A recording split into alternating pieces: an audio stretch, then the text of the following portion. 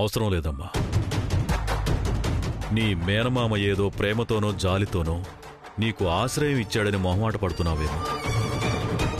నీకు ఇక్కడ ఉండే హక్కు ఉంది. ఎందుకంటే ఈ ఆస్తిలో సగం వాటా నీది.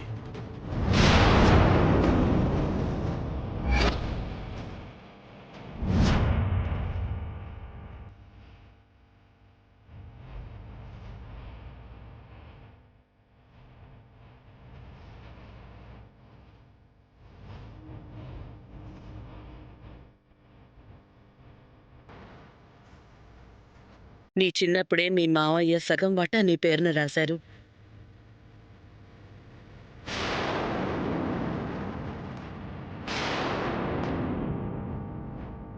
నువ్విక్కడున్నా ఎవరి దయా దాక్షిణ్యాల మీద బతుకుతున్నట్టు కాదు. ఎక్కువ మాట్లాడితే ఇన్నాళ్ళు నీ ఆస్తే అందరం అనుభవించాం. కాబట్టి ఇక్కడెవ్వరు ఏమన్నా అన్నా నువ్వెక్కడికి వెళ్లాల్సిన అవసరం లేదు.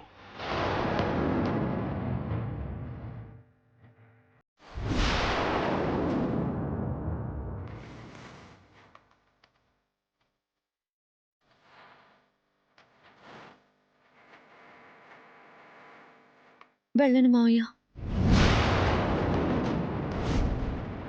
చెప్పడం కాదమ్మా, మాటివ్వు.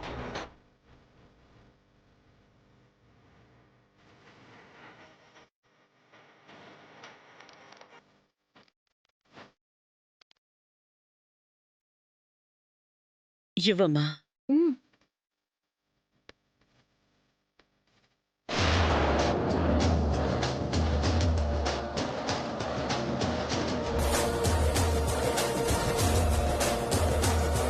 సగం ఆస్తి తన పేరునుందని తెలిసాక కూడా ఇంకా ఎందుకు వెళ్తుంది?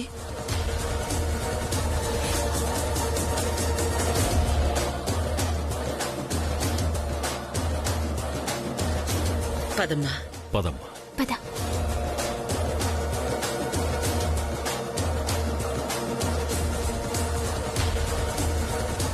ఇదేంటి కొత్త ట్విస్ట్? సగం ఆస్తి స్రవంతి పేరున రాశాడంటున్నాడేంటి పెదనన్న? నీ అదృష్టం అలా ఉంది మరి. ఆస్తి కావాలంటే ఇప్పుడు ఇద్దరు టార్గెట్. ఎంతమంది అయితే ఏంటి? ఒక్కసారి టార్గెట్ ఫిక్స్ చేస్తే మళ్ళీ మళ్ళీ పిచ్చి పిచ్చి ఆలోచనలు చేస్తున్నట్టున్నావు. కొద్ది రోజులు ఆ అమ్మాయి జోలికే వెళ్ళొద్దు. నిదానంగా ఏం చేయాలో ఆలోచిద్దాం.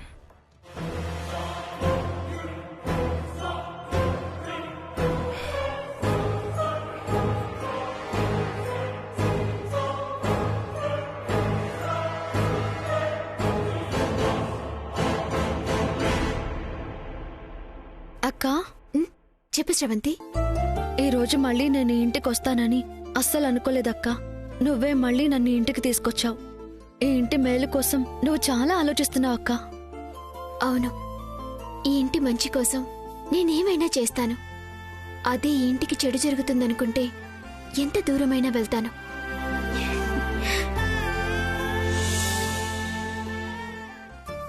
అత్తయ్య, రామ్మా, కూర్చో.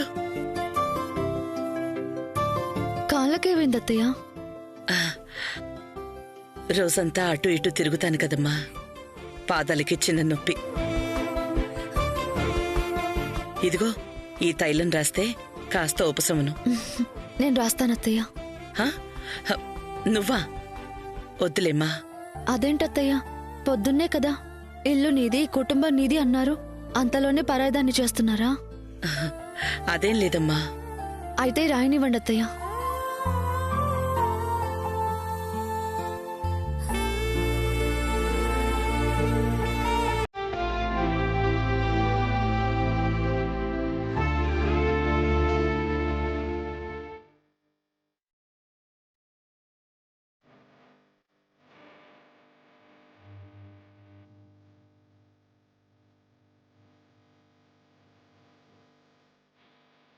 ఆకాలు కూడా ఇవ్వండి అత్తయ్య.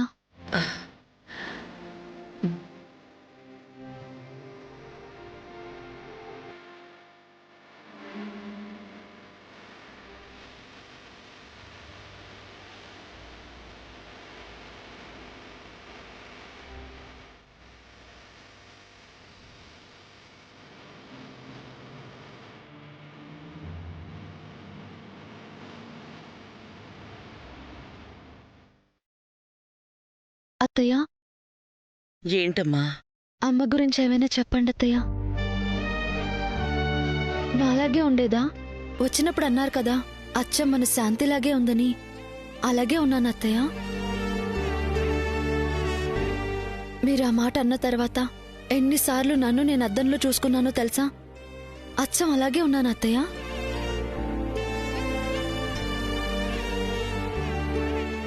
నీలో మీ అమ్మ కనిపిస్తోందమ్మా. ఇలాగే ఎప్పుడూ గడగడ మాట్లాడుతూ ఉండేది. ప్రతి మాటలోనూ కొండంత ప్రేమ. పేరుకి నాకు ఆడబిడ్డే గాని కూతుర్లాగా పెరిగిందమ్మా. ఈ ఇంటికి మా కళ్ళకి ఎంత వెలుగో నిన్ను చూశాక మీ మావయ్య కళ్ళలో చూసుంటావు. అవునత్తయ్య, మావయ్య అమ్మని ఎంత మిస్ అవుతున్నారో చూడగానే అర్థమైంది. మరెందుకు తిరిగి వెళ్ళిపోవాలనుకున్నావు?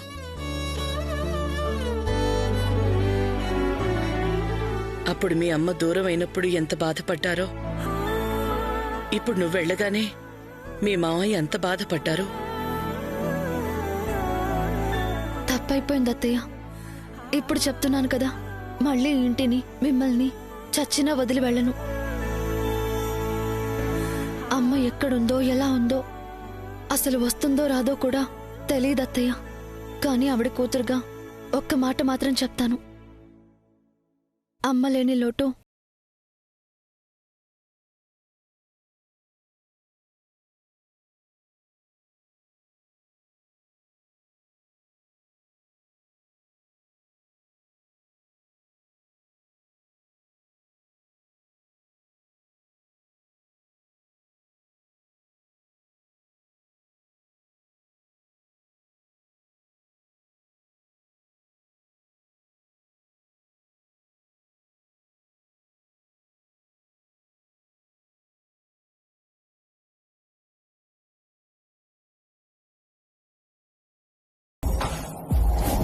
ఎందుకు వెళ్ళిపోయావమ్మా? నిన్నెవరైనా ఏమైనా అన్నారా? లేదత్తయ్య, నేను వచ్చినందుకు ఇక్కడ అందరూ సంతోషించేవాళ్ళే. నన్నెవరేమంటారు? రాత్రి నేనే ఇంట్లో నుంచి పొమ్మని చెప్పాను కదా, అయినా నా పేరెందుకు చెప్పలేదు? అక్క,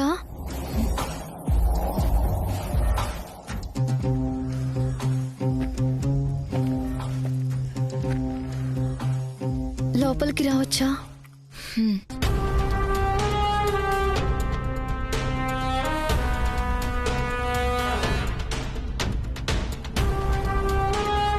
సారీ అక్క, నేను వెళ్ళిపోయాను కానీ మళ్ళీ తీసుకొని వచ్చారు.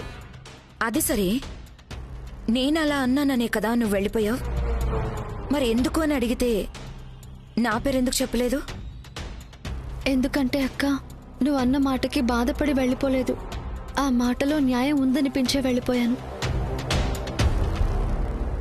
అవునక్క, మనం ఒక ఇంట్లో ప్రశాంతంగా ఉన్నప్పుడు వేరెవరో సడన్ గా వస్తే ఎవరికైనా ఇబ్బందిగానే ఉంటుంది కదా.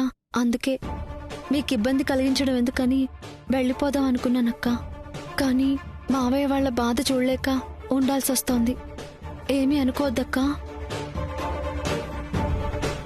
అయినా నా వల్ల మీకు ఎలాంటి ఇబ్బంది ఉండదక్కా.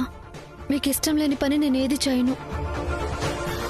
అంటే రాత్రి నేను అన్ని మాటలన్నా నీకు కొంచెం కూడా బాధ కలగలేదన్నమాట? అస్సలు లేదక్కా. ఎందుకంటే నాకు లోపల ఒకటి పెట్టుకుని బయటకొకటి మాట్లాడే వాళ్ళకంటే ఉన్నదున్నట్టుగా మాట్లాడే నీలాంటి వాళ్ళంటేనే ఇష్టం. అయినా నువ్వు అన్నదాంట్లో తప్పే ఉంది చెప్పు. అనాథ శరణాలయంలో పెరిగాను అంటే అనాథనే కదా. కాబట్టి నాకు ఏ బాధ లేదక్కా. నువ్వు కూడా ఈ విషయం గురించి ఎవరేమన్నా పట్టించుకోవద్దు. ఉంటానక్కా. అక్క, ఇంకొక ముఖ్యమైన విషయం నిన్ను చూసిన వెంటనే చెప్దాం అనుకున్నాను, కానీ అందరి ముందు బాగోదని చెప్పలేదు. ఏంటి? నువ్వు చాలా అందంగా ఉంటావు అక్క.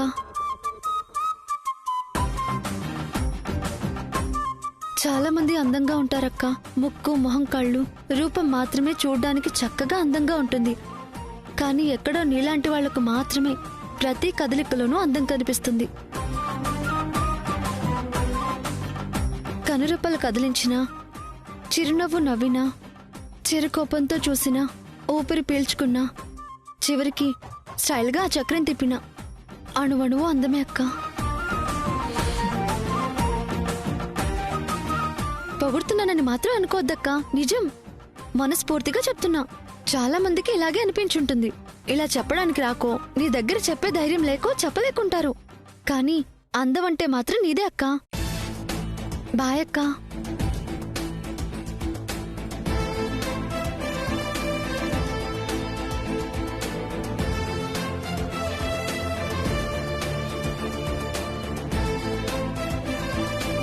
కనురెప్పలు కదిలించినా, చిరునవ్వు నవ్వినా, చిరుకోపంతో చూసినా, చివరికి స్టైల్గా ఆ చక్రం తిప్పినా అణువణువు అందమే అక్క.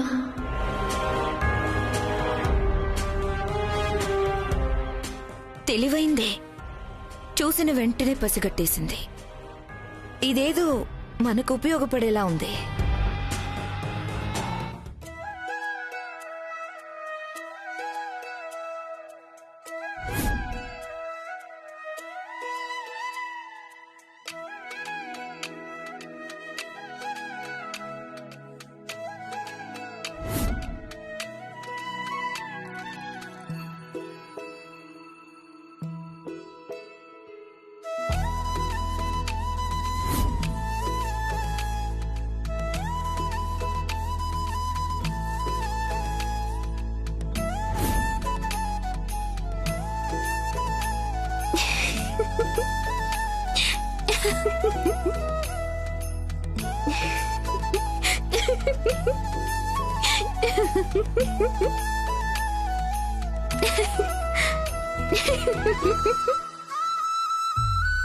ఆహా.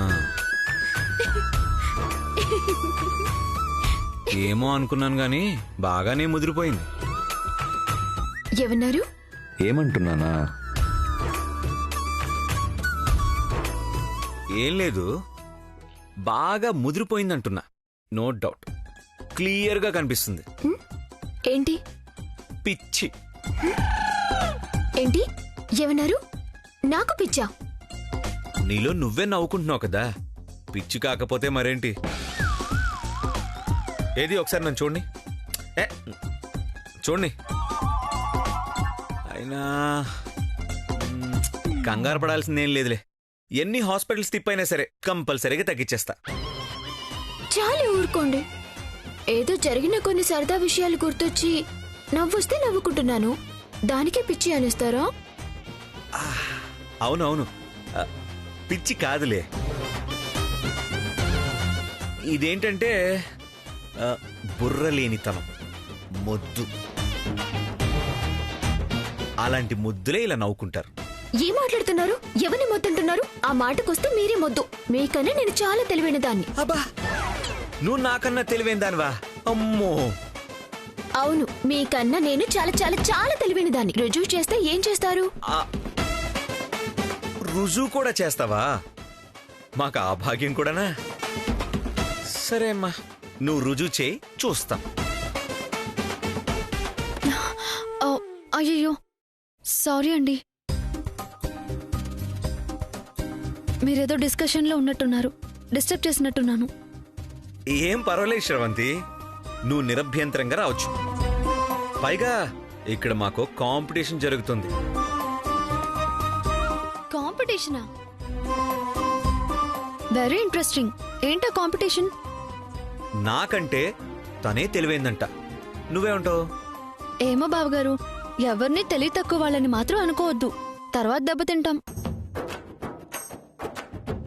అలా చెప్పు శ్రవంతి, బాగా అలవాటైపోయింది తక్కువ అంచనా వేయటం. సరే సరే, నా అంచనా తప్పు రైటో ఇప్పుడే తేలిపోతుందిలే గాని, నువ్వేదో రుజువు చేస్తానన్నావు కదా, ముందది చెయ్యమ్మా. ఏమీ లేదు, ఇప్పుడు నేనే పనైతే చేస్తానో అది మీరు చేయగలిగితే చాలు. మీరు తెలివైన వాళ్ళు అని ఒప్పుకుంటాను, లేకపోతే మాత్రం నేనే తెలివైన దాన్నని ఒప్పుకోవాలి. Hey, what are you talking? ఏం మాట్లాడుతావు నీకు అర్థమవుతుందా? విన్నావా శ్రవంతి? తను చేసే పని నేను చేయలేనంట. నేను చేసిన పని నువ్వు చేయలేవులే గాని నువ్వు చేసే పని ప్రతిదీ నేను చేయగలను, నో డౌట్. బావగారు అసలు పనేంటో తెలియకుండా ఆవేశపడకండి బావగారు. హే, ఏమైనా కానీ శ్రవంతి సునాయాసంగా చేసేస్తా.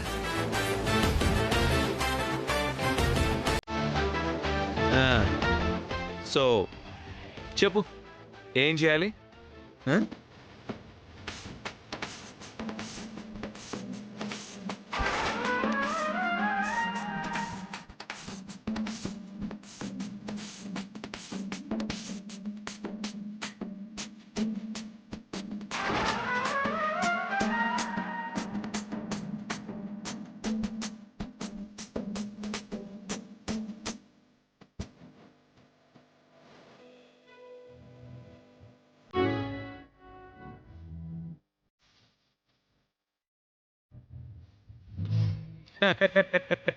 ఇంతేనా?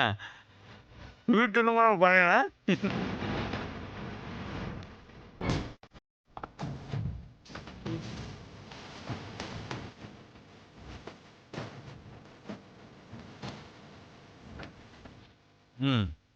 ఇక్కడే తెలిసిపోతుంది అంటే తెలియదు అనుభవం. ఏదైనా కష్టమైన పని ఉంటే చెప్పు బేబీ.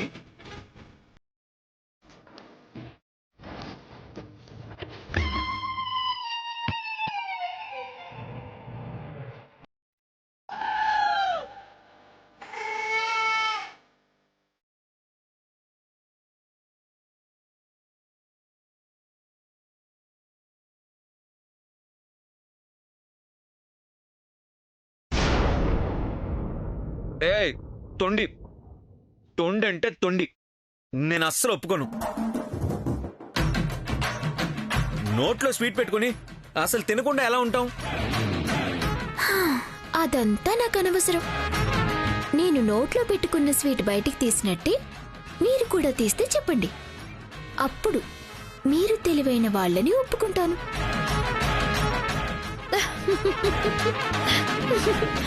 అందుకే బావగారు విషయం ఏంటో తెలియకుండా తొందరపడకూడదని చెప్పేది. ఏదేమైనా వైదేహకతో కాస్త కష్టమే బావగారు. జాగ్రత్తగా ఉండాలి. This is too much. నేను ఒప్పుకోను. ఒప్పుకోవాలి శ్రీవారు. పందెమంటే పందెమే. ఇప్పటికైనా ఒప్పుకుంటారా? మీకన్నా నేనే తెలివైన దాన్నని. ఒప్పుకోను. ఇవన్నీ పిచ్చి తెలివితేటలు. I don't agree with you. నేను ఒప్పుకోనంటే ఒప్పుకోను, ఒప్పుకోను, ఒప్పుకోను, ఒప్పుకోనంతే.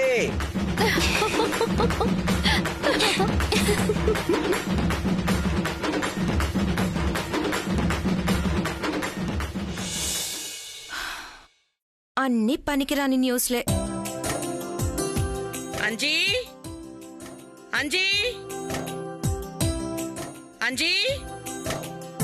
ఎందుకత్తయ్యా? ఏదైనా పనుందా? ఈ చీర ఇస్త్రీ చేయించి తీసుకురావాలమ్మా. దానికి అంజికిచ్చి బయటికి పంపించడం ఎందుకత్తయ్యా? ఇలా ఇవ్వండి, క్షణాల్లో ఇస్త్రీ చేయించుకొస్తాను. నువ్వు ఇస్త్రీ చేస్తావా? అవునత్తయ్యా. వద్దమ్మా. ఉన్న పళంగా నీ ప్రవర్తన మారిపోయి బాధ్యత నెత్తిన వేసుకుంటే ఇది నా ఇల్లేనా, నువ్వు నా కోడలువేనా అనే అనుమానం వచ్చేస్తుంది.